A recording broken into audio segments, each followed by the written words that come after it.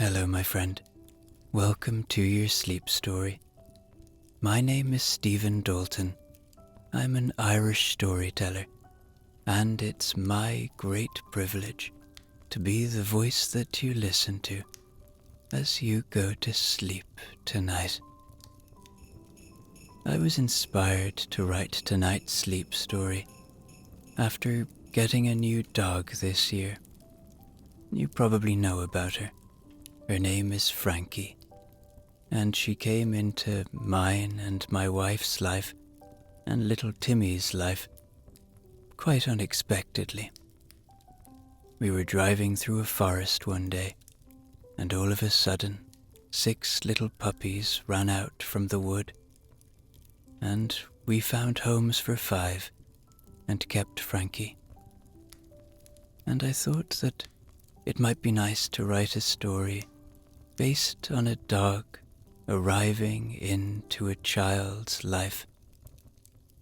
And so that's what tonight's story is.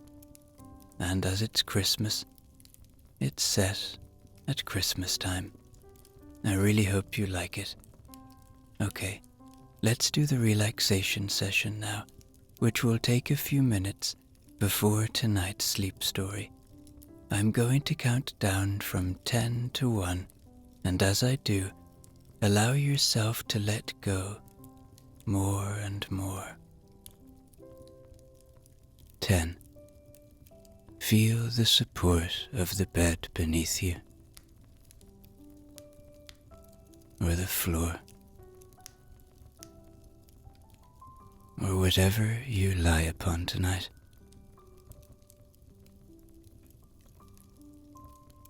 Really feel that support. And beneath all of that, there is the support of the earth, our home, our constant support.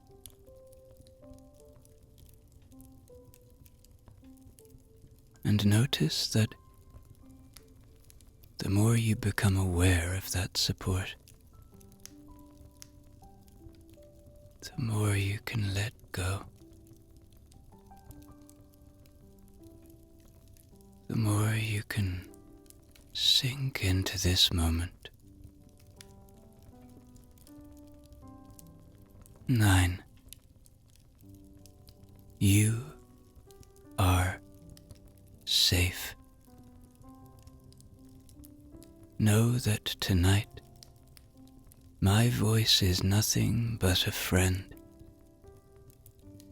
a guide of kindness that will only ever take you to safe places. Allow my voice to be an anchor of peace, guiding you to beautiful, wondrous places. 8. Become aware of your body now. And as you do, just become aware of your breath for a moment.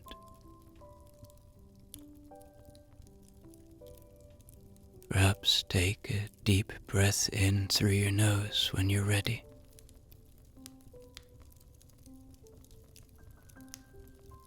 And breathe out when you're ready.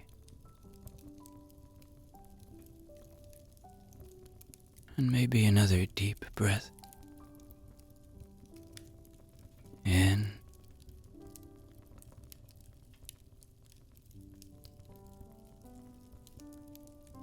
And out. And as you become aware of that breath,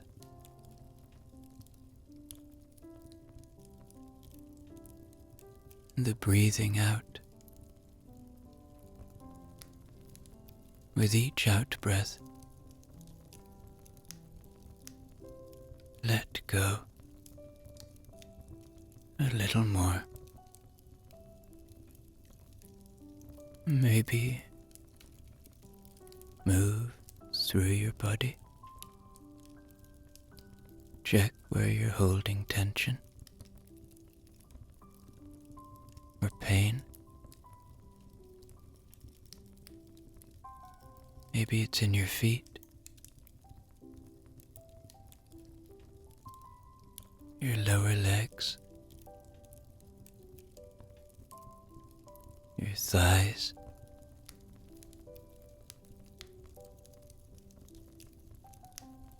your belly,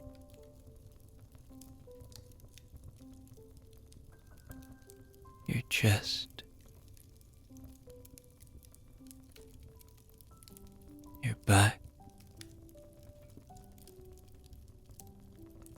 or shoulders, your hands, your arms,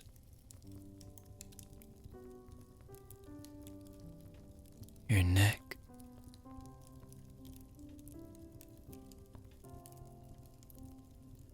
or maybe you're like me. Do you hold the tension in your face?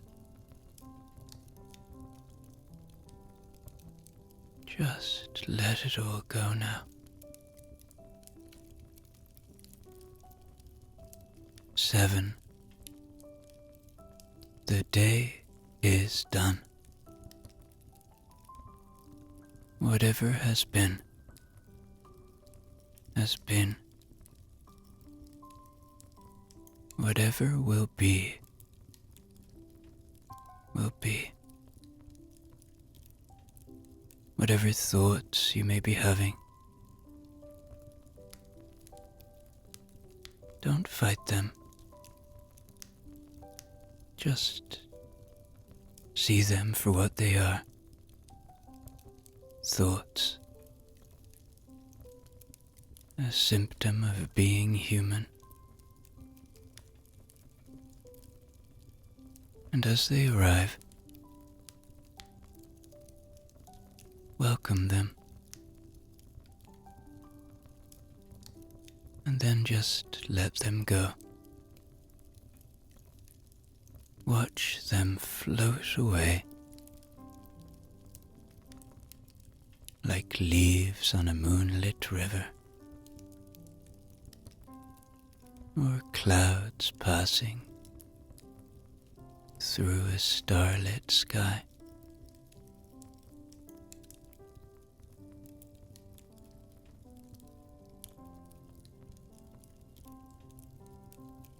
Six. This is your moment. This is your time. You deserve rest. You deserve peace.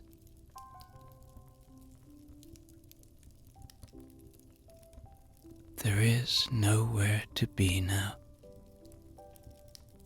Nowhere to go. No obligations. Absolutely nothing to do but settle into this moment.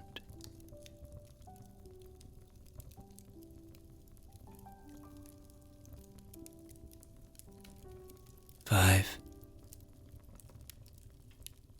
Peace lives within you. It is always there. It's just waiting to be found,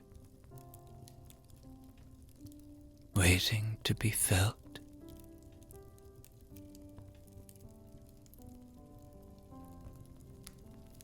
Maybe you can find it tonight.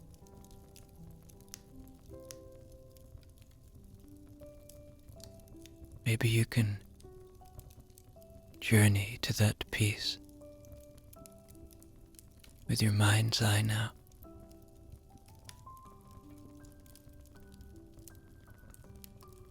Maybe you find it in your chest,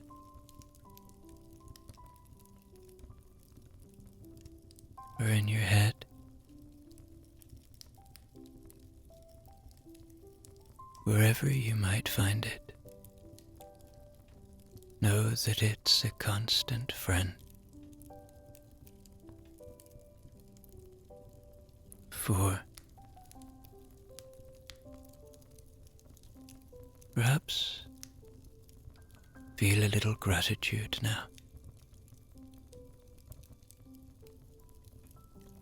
Gratitude for the simple things, for the shelter you have tonight, whatever it may be.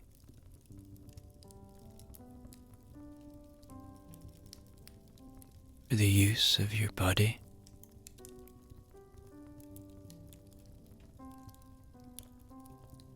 for the ability to just lie here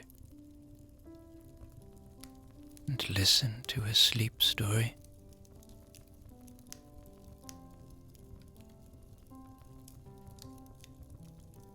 For those you love and who love you, know that you are loved, whoever you are and wherever you are tonight.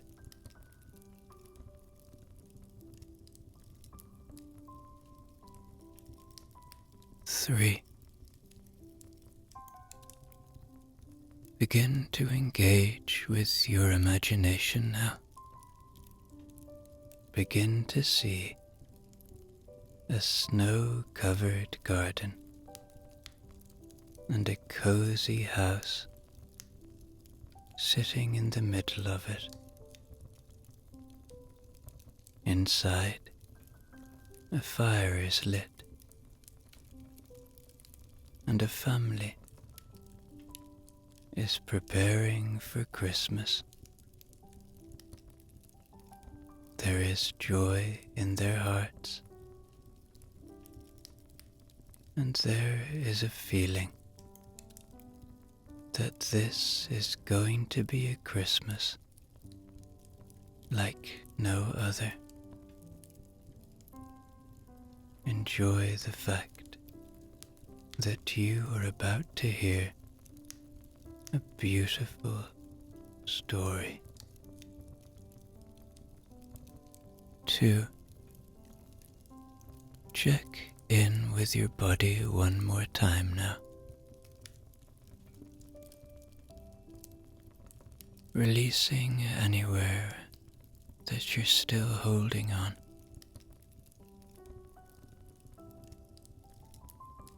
And 1. Completely letting go now. As I tell you tonight's sleep story.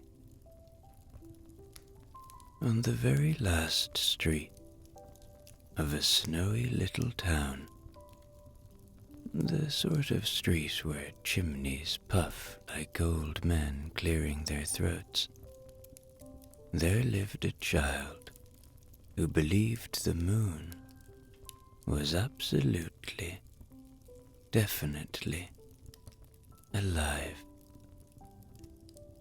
Not alive like a person, of course, more like a neighbor who watched everything from above and occasionally leaned in closer when things got interesting. And Christmas Eve, as far as the child was concerned, was the moon's favorite night of the year.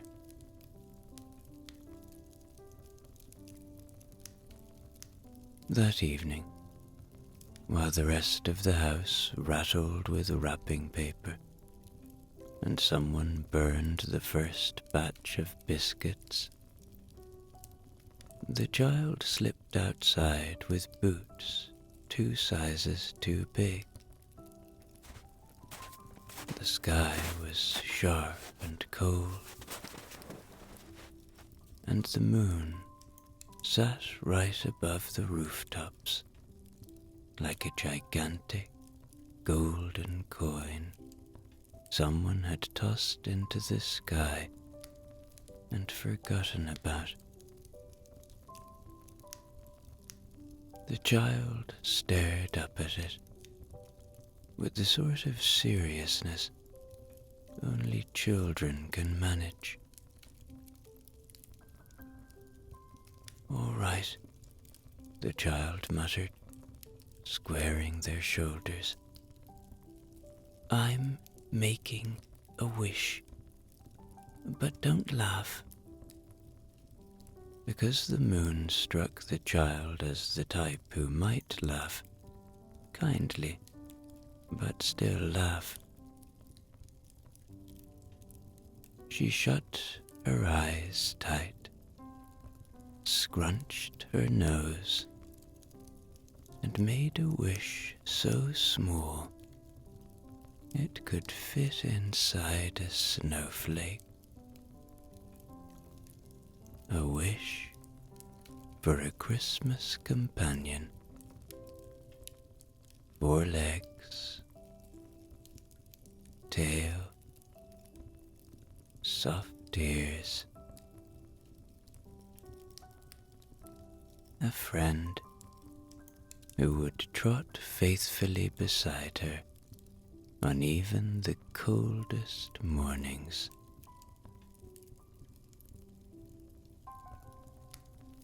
For a moment, nothing responded. Not the moon, not the wind, not even the snow, which usually enjoyed a dramatic swirl at moments like this. The child sighed, feeling quite sure the moon had drifted off, or was listening to someone in a different country. She turned to go back inside, boots crunching in the snow, already preparing to pretend she hadn't wished anything at all.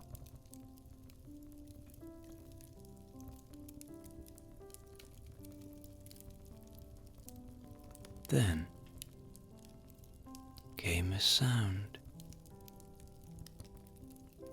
a single confident crunch in the snow. The child spun around so fast her scarf nearly flew off. Sitting under the bright moon, perfectly still, except for a small tail swishing back and forth, was a dog. Not a big dog, not a tiny one, just the exact shape a wish might take if the moon were in a generous mood. And the child knew, with a fizz of delight from head to toe, that the moon hadn't ignored her at all. It had simply been waiting for the right moment to answer.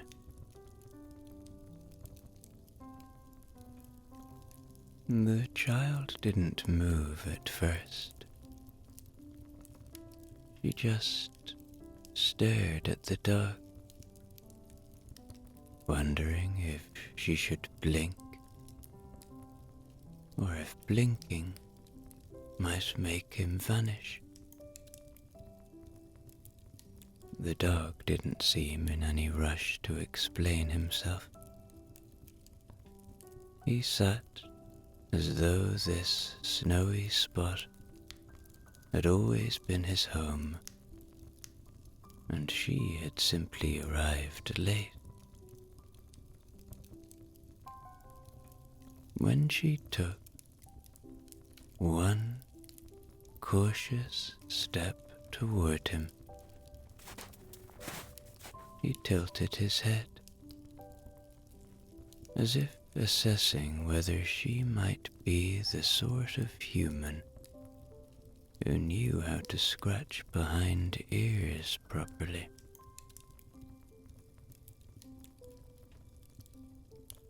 She crouched down, slowly, the way you do when approaching something marvelous that might dart away. But the dog didn't dart, not even a shuffle. He stayed exactly where he was, the moonlight catching in his fur and making him look almost unreal. Not magical exactly, but like something that had wandered out of a dream and hadn't realized it yet.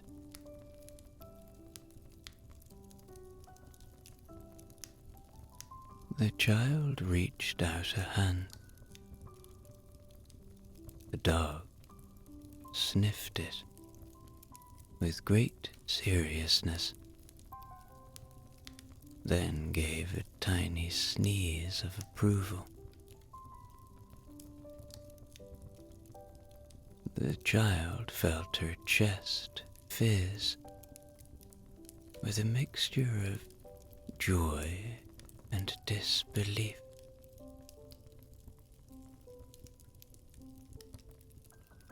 She whispered a very quiet "hello," because anything louder felt it might disturb whatever gentle spell was hanging in the air. The dog responded by stepping forward and planting one paw on her boot, as if claiming her on the spot. It wasn't a dramatic moment, but it was a very certain one. The child nodded, as though the moon itself had just given her a sign, and she was smart enough to accept it.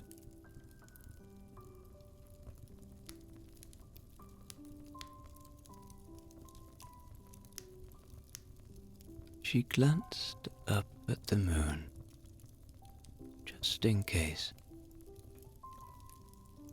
It sat there, round and bright, looking suspiciously pleased with itself. The child had the strange sense that the moon knew far more about this dog than she did. Maybe it had sent him. Maybe it had simply nudged him in her direction. Maybe it was only watching, curious to see what would happen next. The moon offered no explanation, of course. Moons rarely do.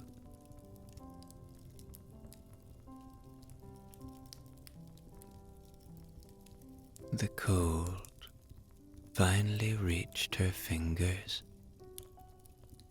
and she realized she couldn't stay outside forever. She stood, brushing snow from her knees, the dog trotting to her side, as though he had already rehearsed this part of his life. She took a breath, considering what to do. Taking a dog into the house on Christmas Eve wasn't exactly a small decision. But as the dog looked up at her with a face that held far more trust than she felt she deserved, the child understood. There was really only one choice. She tugged her oversized boots toward the door, and the dog followed, the moon shining down on both of them, as though approving every step.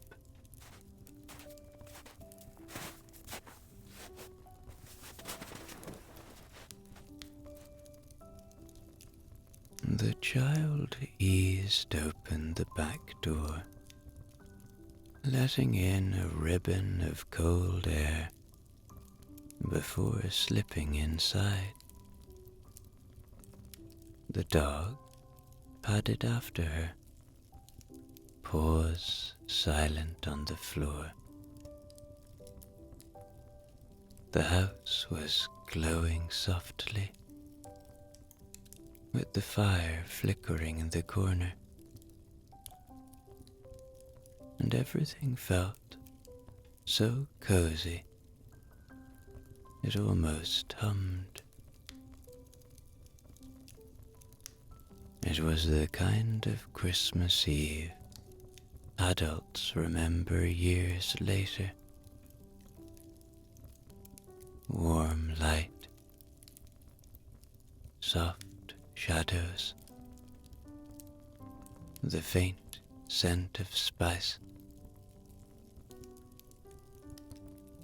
and a sense that the world outside had paused just long enough to let something wonderful happen.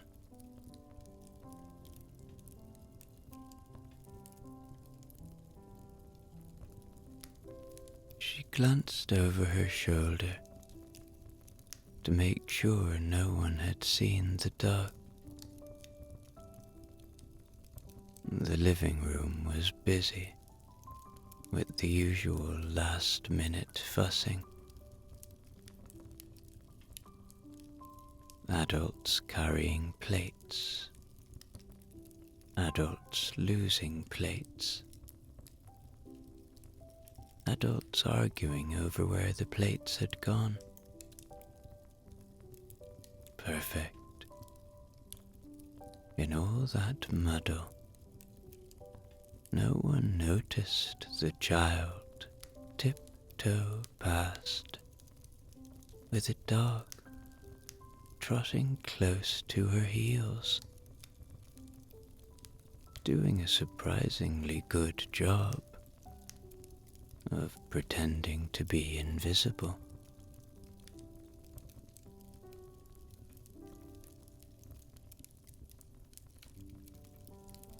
The child opened a cupboard near the hallway and gave the dog a look that said, "Just for a moment, please."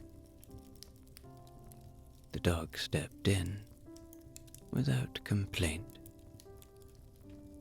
He didn't whimper or scratch or make a scene. He simply curled his tail around himself and blinked calmly, as though cupboards were his usual accommodation.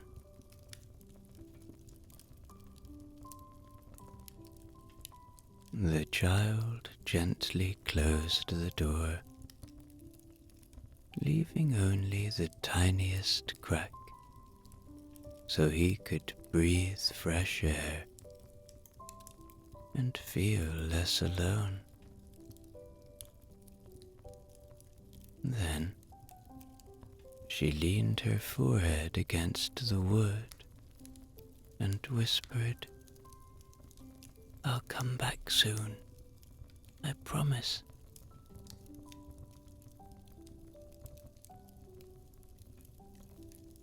She straightened herself and walked into the living room, trying her best to act as though she hadn't just smuggled a living creature into the house.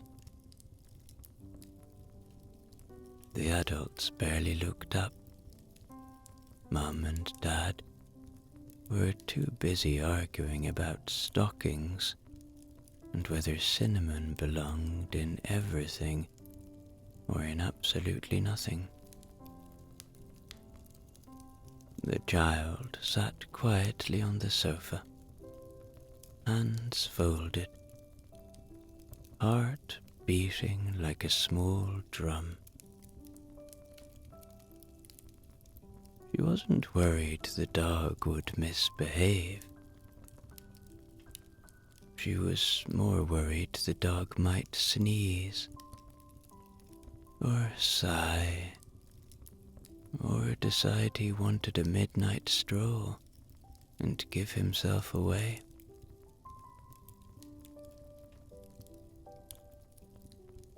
But the house carried on in its usual Christmas Eve muddle, and no one suspected a thing. The child felt a warm stretch of hope settle in her chest. This could work. She could introduce the dog later, when everyone was calmer, when the moon was higher, when the right moment arrived. And until then, she would keep her secret safe, wrapped up in the glow of the night, as a little ember of Christmas magic, waiting for its time to shine.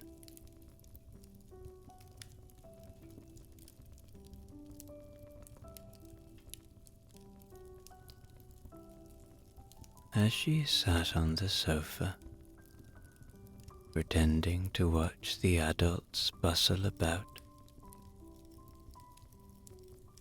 she was really thinking only of the dog tucked in the cupboard. Her stomach gave a small twist, not of fear, but of responsibility. She had brought him inside. That meant she needed to look after him. Food, water, comfort. These thoughts lined up in her mind like little marching soldiers. The dog had trusted her, placing his paw on her boot as if signing a contract. She couldn't leave him hungry.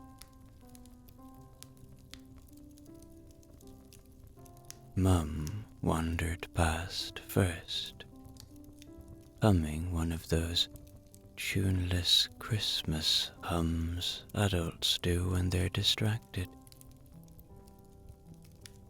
She was the sort of person who could fold napkins while holding a conversation and stirring a pot all at once. You all right, love? She asked, pausing long enough to touch the child's shoulder. Her voice was soft, the kind that made you feel understood, even if you said nothing. The child nodded a bit too quickly. Mum raised an eyebrow but didn't pry. If you're hungry, there's plenty on the table. Next came Dad, carrying a tray piled high with biscuits. He was a cheerful muddle of a man, always dropping things, but smiling as he did it, as though accidents were part of his charm. Nearly ready for the big day? He asked, lowering himself into the chair across from her. I keep telling your mum, we've baked enough to feed the whole town. He winked. But don't tell her I said that. He offered her a biscuit, and she took one, thinking how perfect it would be for the dog. Soft, sweet, easy to nibble.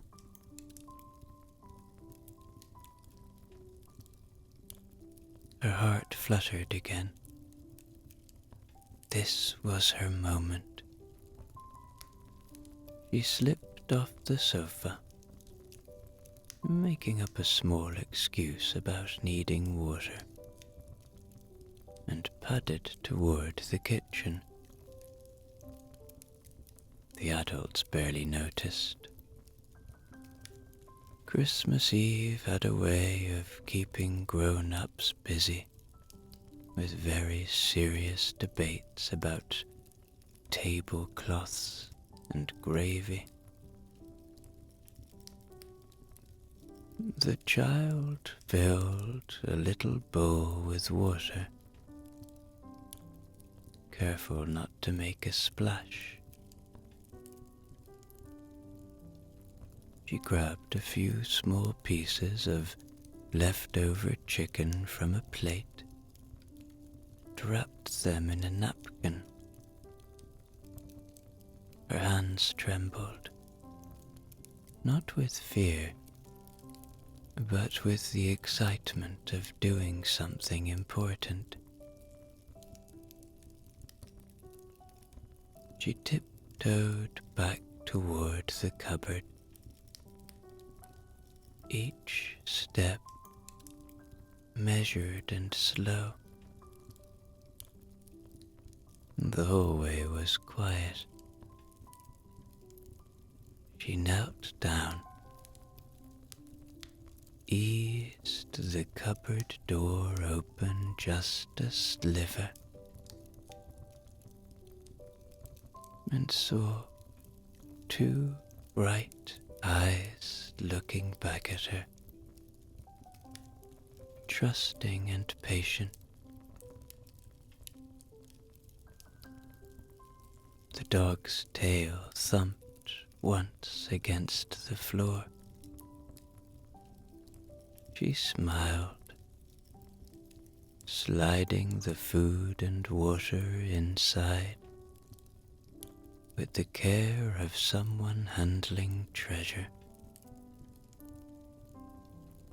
Just for now, she whispered. I'll figure out the rest later. Won't be long.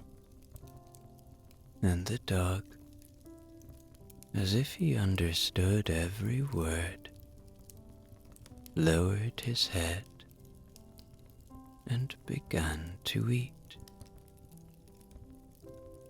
while the moon outside watched through the window, smiling and shining softly on them both.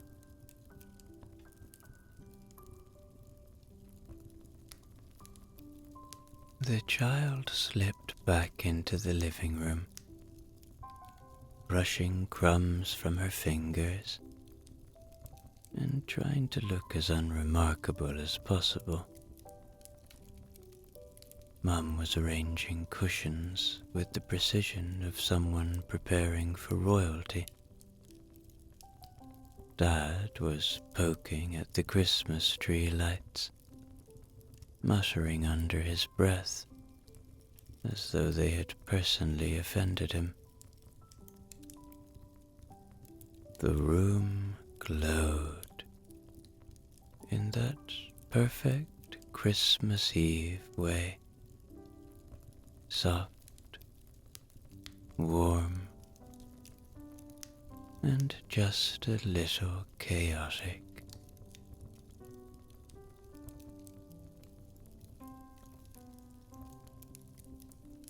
Dad finally got the lights to bathe and plopped down on the sofa with a sigh.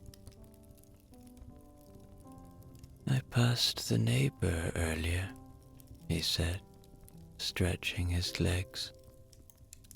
"They've gotten another dog. Third one this year. Lovely little thing, too." Mum gave a sympathetic smile as she tucked a stray lock of hair behind her ear. "Dogs are lovely," she agreed. "But heavens, they're a handful. I don't know how people manage them in the house." She laughed, not unkindly, but with the tone of someone who had never truly imagined a dog running around her own living room.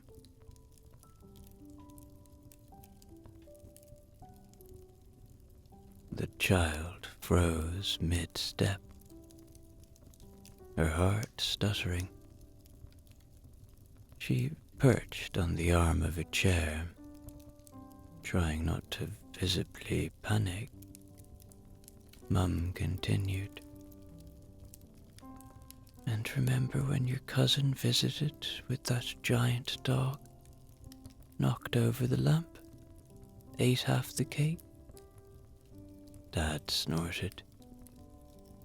"To be fair," he said, "the cake was excellent. I might have eaten half of it myself." Mum gave a gentle nudge with her elbow.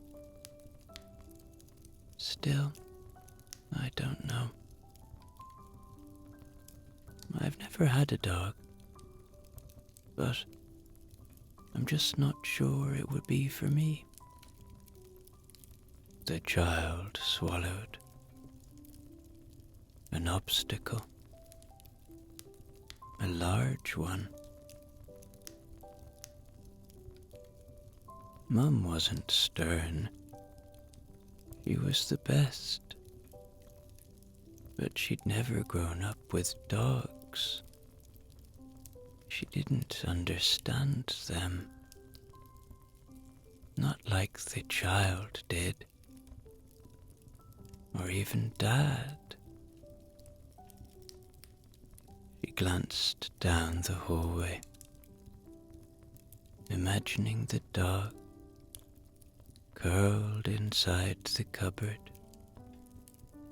blissfully unaware that he had been smuggled into the home of a woman who didn't think she could live with one.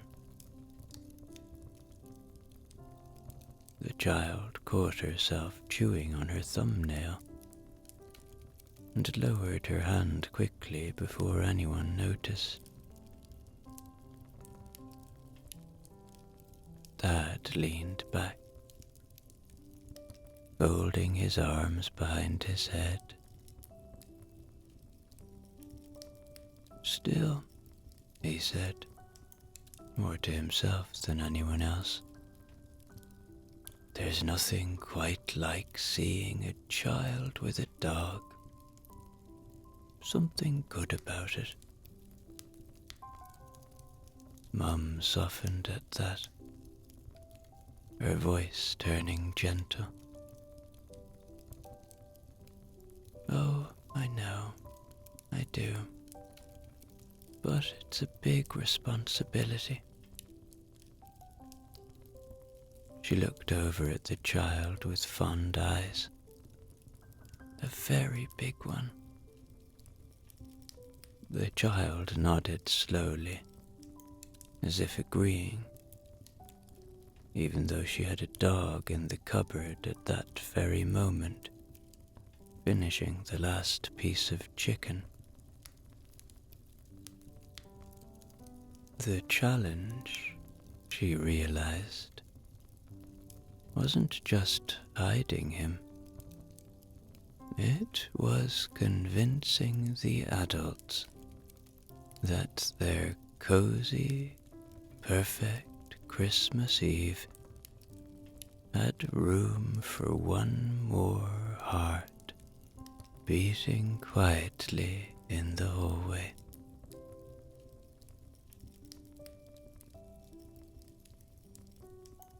Time moved on, and when the adults drifted into a good-natured disagreement about whether the stockings should hang exactly here or slightly more to the left, the child saw her chance. She slipped quietly down the hallway, opened the cupboard just enough to see the dog's patient eyes, and whispered, "Come on, just for a minute." The dog stretched, shook off a stray crumb, and followed her with silent steps, as though he'd been practicing stealth his entire life.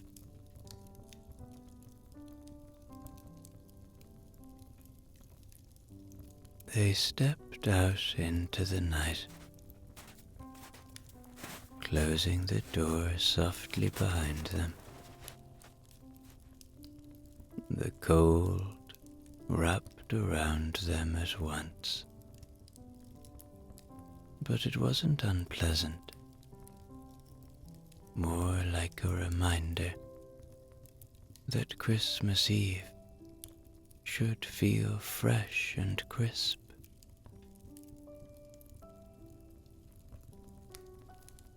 The moon hung overhead, round and bright, looking exactly like it had been waiting for their return. The dog sat beside the child, pressing lightly against her leg,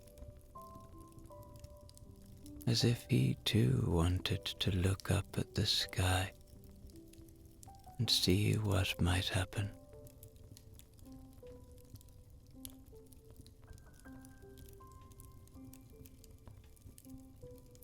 The child tilted her face toward the moon. Her breath rose in small puffs, and her heart felt heavy with hope. "All right," she murmured.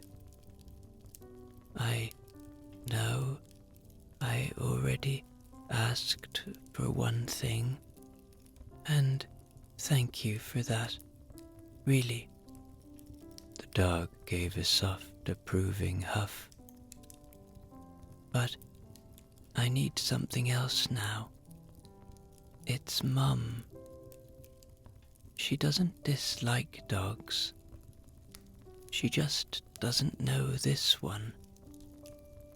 Her voice grew quieter.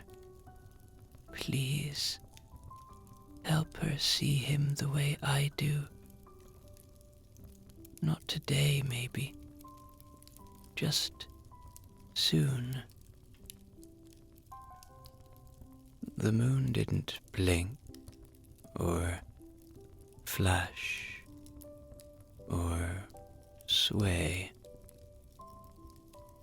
It simply shone, steady and strong,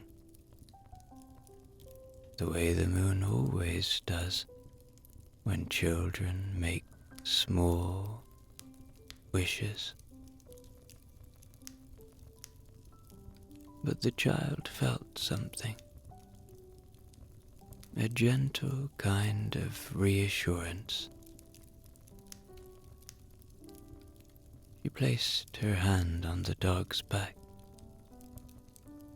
feeling his warmth through her coat.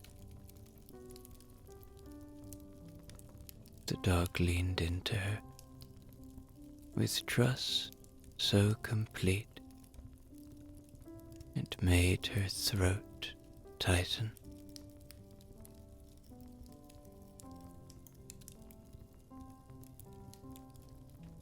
After a moment, she nodded to herself, as though the moon had answered. "All right," she whispered. "We'll wait. We'll be patient." The dog trotted beside her as she led him back inside, back to his secret spot. The house was still lively, the adults still preoccupied, none the wiser. The child closed the cupboard door just a little, leaving enough space for the dog to feel the house's warmth. "Won't be long now," the child whispered to the dog, and she went back in to join her parents.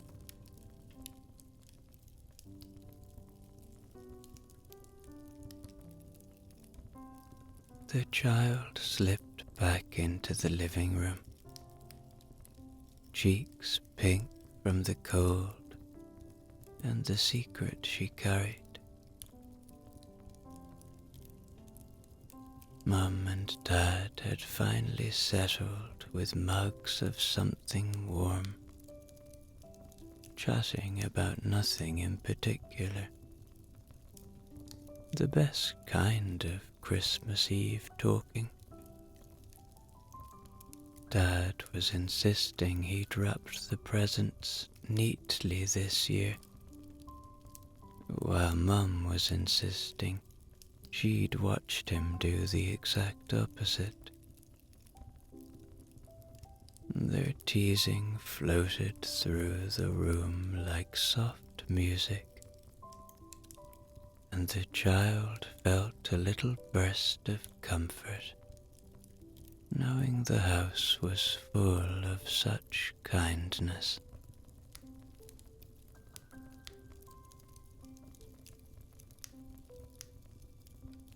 As the adults continued their back and forth,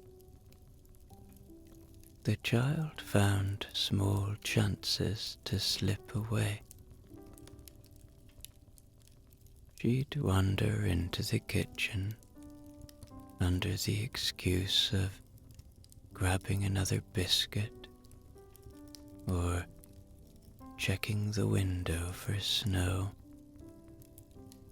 And each time she pocketed a tiny treat, a corner of gingerbread, a slice of turkey, a little crust of bread. She delivered them to the cupboard with stealth worthy of a spy. The dog greeted every offering with a grateful blink, never making a sound, as if he understood the seriousness of the operation. Anyway, he was very tired from being outside all day, and when the child wasn't visiting him with treats, he was lying back and kept falling into the most delicious sleep.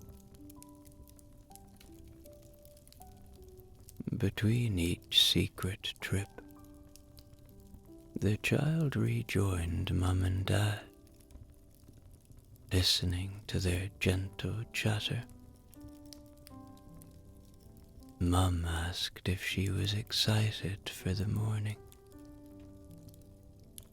Dad reminded her to leave out something for Father Christmas. Everything felt ordinary, the way the best Christmas Eves do.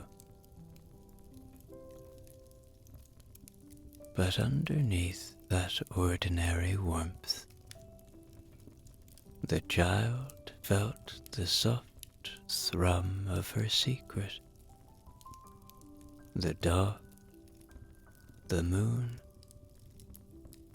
the promise that things were shifting in small, wonderful ways.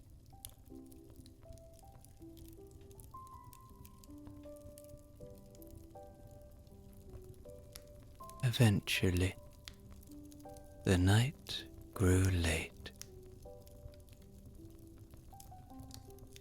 and Mum announced it was time for bed.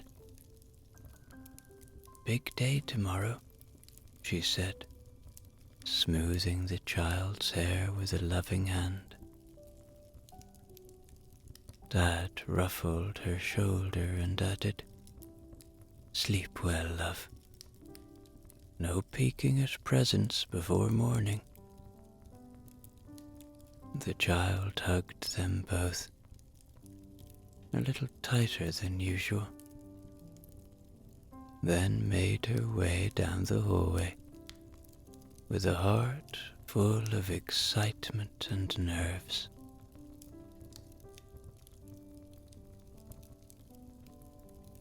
She opened the cupboard quietly, and the dog stepped out, stretching as if he'd been waiting for this invitation all evening. Together, they tiptoed up the stairs, the house quiet now, except for the soft rustle of their steps.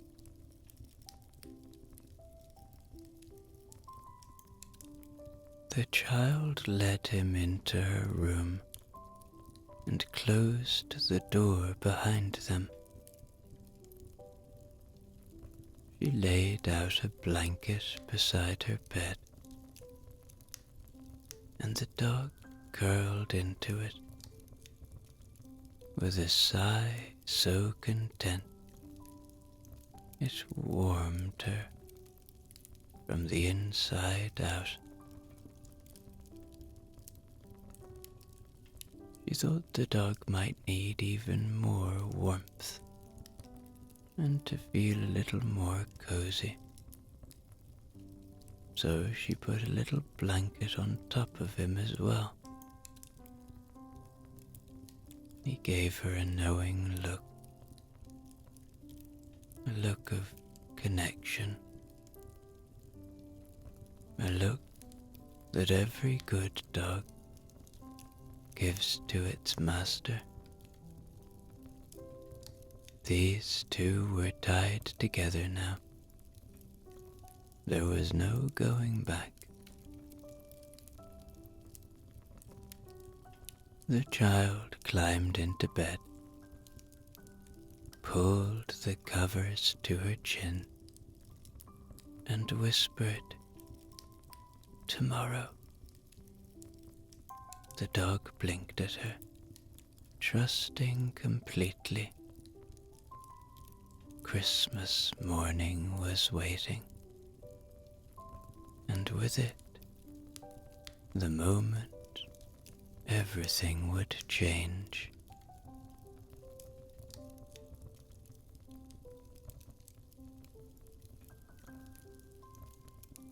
When the house finally settled into that deep Christmas Eve quiet, the kind where even the furniture seems to sigh with relief, the moon tilted itself slightly, as though peering through the frosted windows to check if everyone was asleep.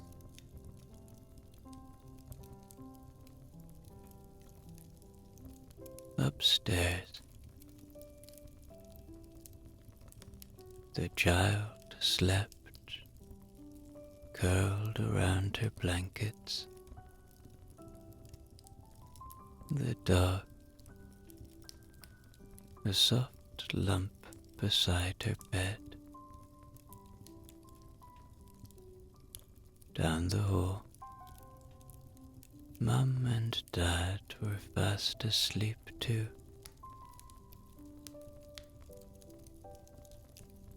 The entire house was soaked in stillness.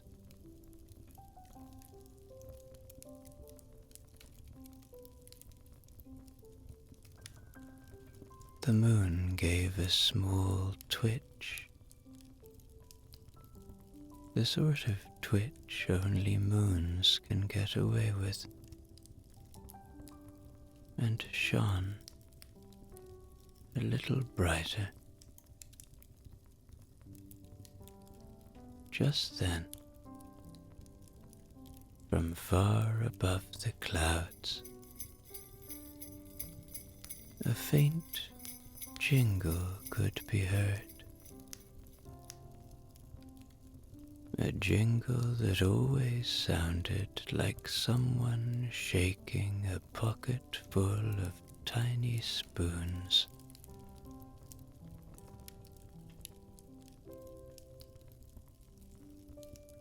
The moon brightened once more, and out of the sky swooped a sleigh, so fast and smooth it hardly disturbed the stars. It landed on the roof with a thump that wasn't really a thump, more like a polite bump, and the driver hopped off with surprising agility for someone his age.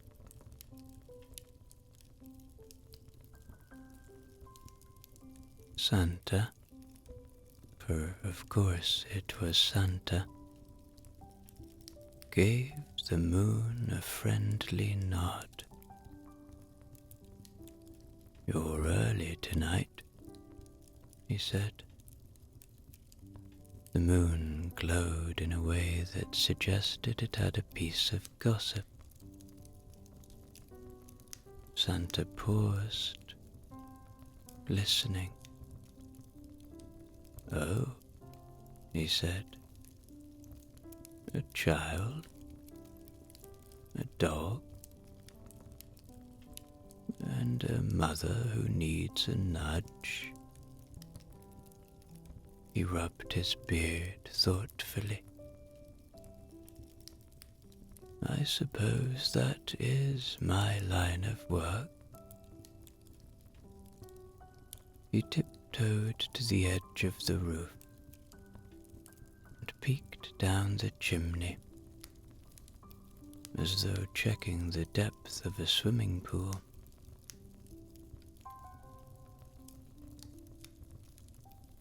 Mum, fast asleep in her room, turned over and mumbled something about tablecloths. Santa gave a small grin, the kind that meant he was about to do something mildly mischievous.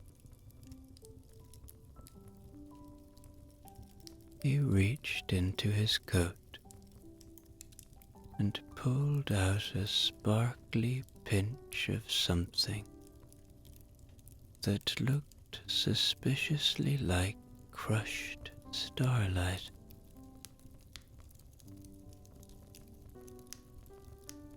Just enough, he said to the moon. A gentle shift, nothing too dramatic. And with a flick of his glove, he sent the dust whirling down the chimney and through the house like a tiny drifting breeze.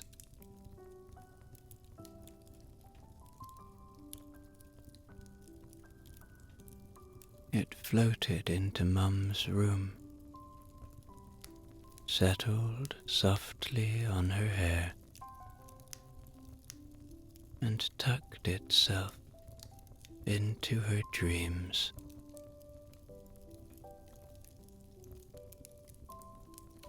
And in those dreams, Mum found herself walking through a field lit entirely by moonlight, surrounded by dogs of every shape, not wild or messy, but playful, kind, full of life.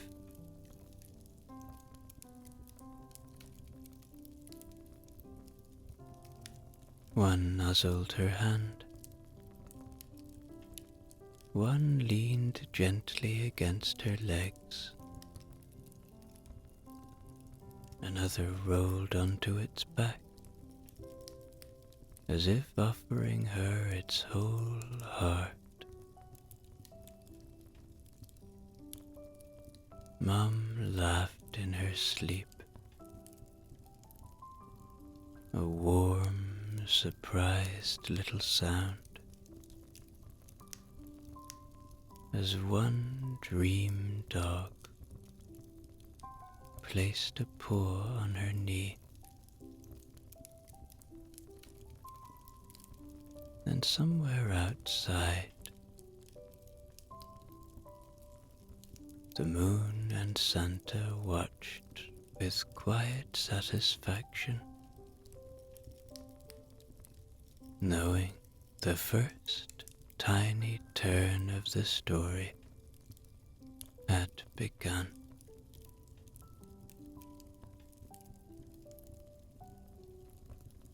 Down in her dream,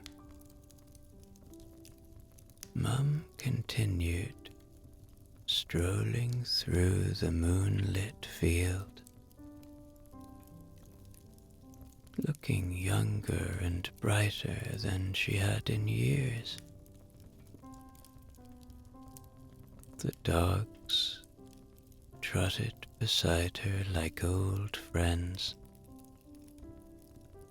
nudging her gently whenever she hesitated.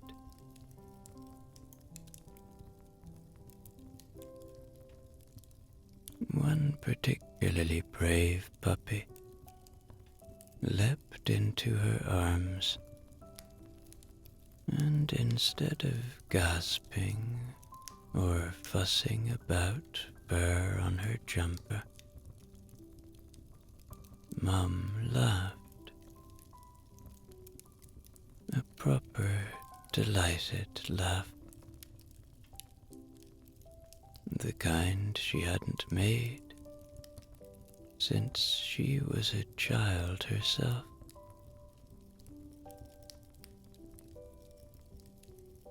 Somewhere in the real world,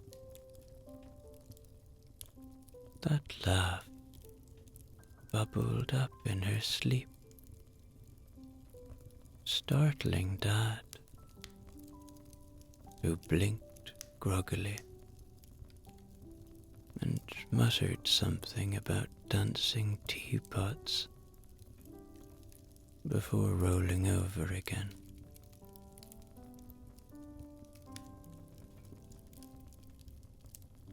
Santa, perched on the roof like a man examining his handiwork, tilted his head. "Not bad," he whispered to the moon. "I think she'll love dogs by morning." The moon pulsed in agreement. It always enjoyed watching the transformation of grown-ups. Children needed magic, yes, but grown-ups needed it even more. Mostly because they'd forgotten they once believed in it.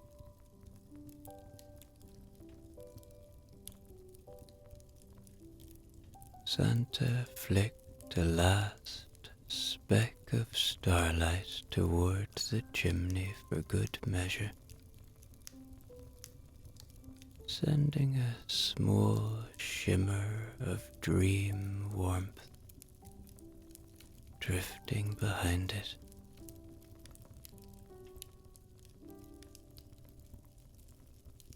Back in the dream, the moonlit field shifted. The grass brightened. A soft path opened before Mum, and she followed it without questioning a thing. Dream logic being wonderfully relaxed about explanations.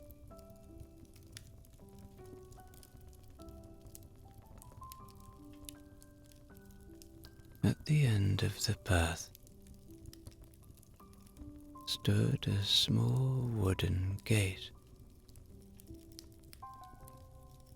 Sitting patiently beside it, tail sweeping across the ground,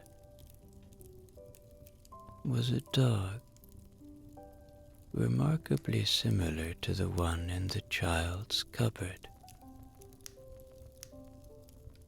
Not identical. Dream versions rarely were, but close enough that something in Mum's chest fluttered. The dog looked up at her with complete trust, and Mum, after the briefest pause, opened the gate. A breeze lifted Mum's hair as she stepped through,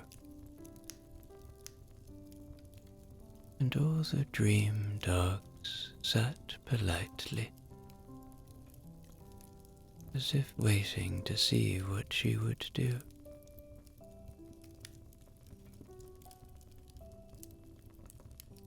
She knelt down and placed her hand on the nearest dream dog's head. The moment she did, something warm ran through her. A feeling she hadn't expected. Comfort, safety, a quiet joy she hadn't realized she missed. Well, she murmured in the dream, aren't you lovely?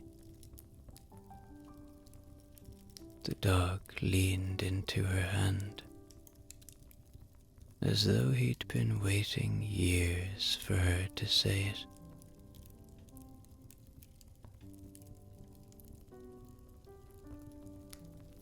Up on the roof, Santa dusted off his hands. That should do it, he told the moon. Just a little opening of the heart. She won't know why tomorrow, mind you. Adults rarely do. But she'll feel different. The moon glowed proudly, and Santa climbed back into his sleigh with a creak of old leather and a soft chuckle. Right then, he said, licking the reins.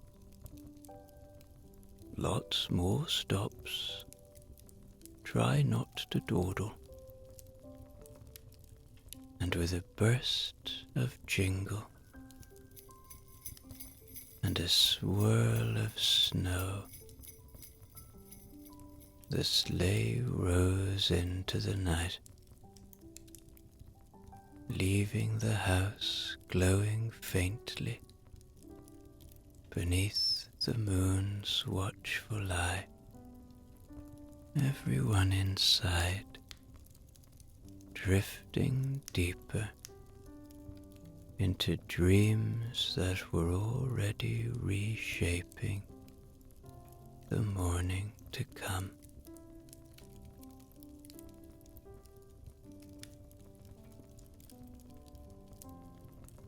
Christmas morning crept into the house softly,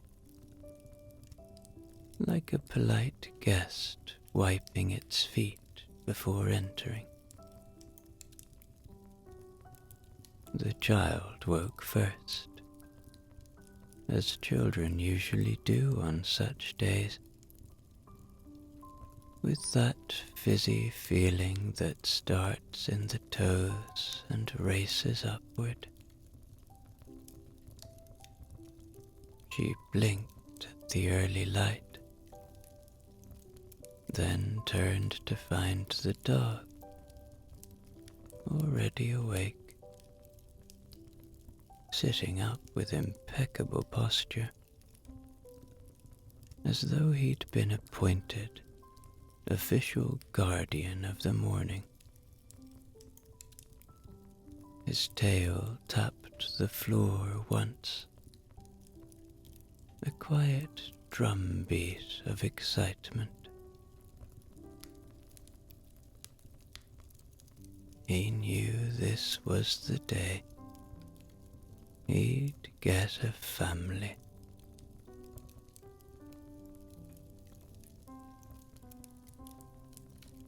She slipped out of bed, placed a finger to her lips, and the dog followed her with careful steps. Down the stairs they tiptoed, past the decorations that looked even brighter in daylight, past the stockings drooping with gifts, until they reached the living room.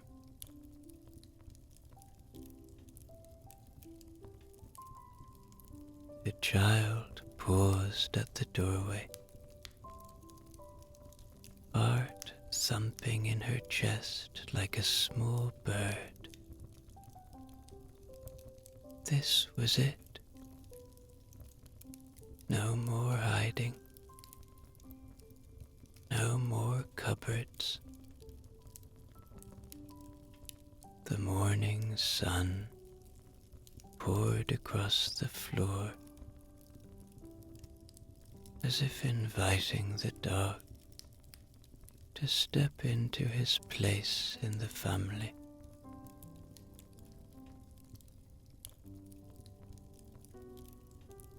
Mum appeared first, hair tousled, eyes soft, with the warmth that only Christmas mornings seem to summon. She stretched, yawned, and opened her mouth to greet the child. But the words stopped halfway. Her gaze drifted slowly downward to the dog, who sat neatly beside the child, tail giving one hopeful sweep.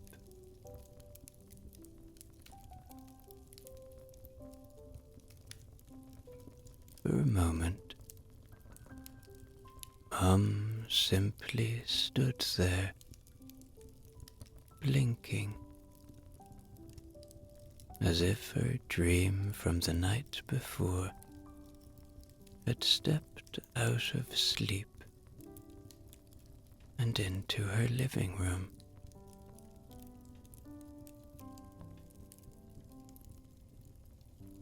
Dad stumbled in next, still half asleep and clutching a mug. He froze mid-step. "Well now," he whispered, not in fear, but in wonder. The room held its breath. The dog looked up at Mum with a soft, steady gaze, not begging, not worried, simply waiting. And in Mum's expression, something shifted. A tiny, tender crack appeared in her careful picture of how the world ought to be on a tidy Christmas morning. The dream's warmth rose again in her chest, unbidden, like a memory calling her name.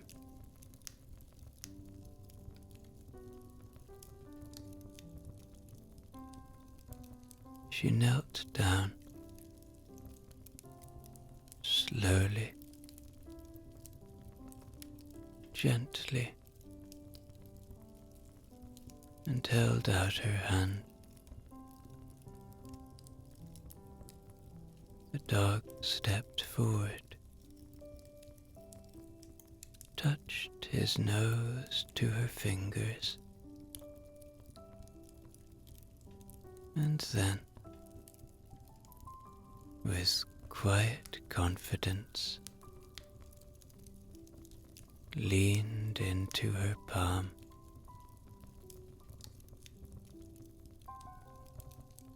Mum let out a breath. She didn't realize she'd been holding Oh, she said softly. Oh, you're lovely. Dad's smile widened. The child pressed her hands together, barely containing her joy.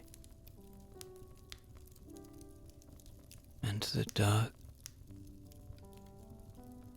dog simply wagged his tail,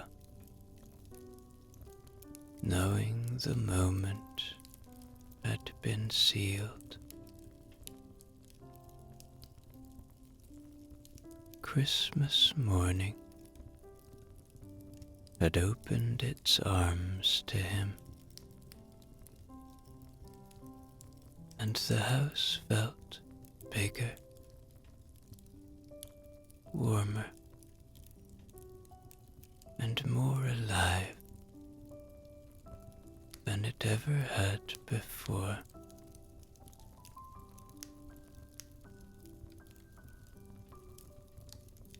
Later that night, after a day so full of joy, it felt almost too big for one house to hold.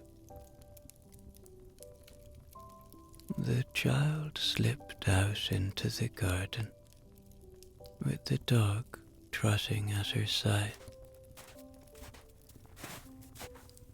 The snow lay quiet and untouched, glowing faintly under the moon's steady gaze. They stood there together, the child with her hands tucked into her sleeves, the dog pressed against her leg for warmth, both looking up as though greeting an old friend. "Thank you," she whispered, not loudly, yet with all the certainty a child's heart can hold. The dog gave a soft puff of breath that drifted into the cold air like a little agreement.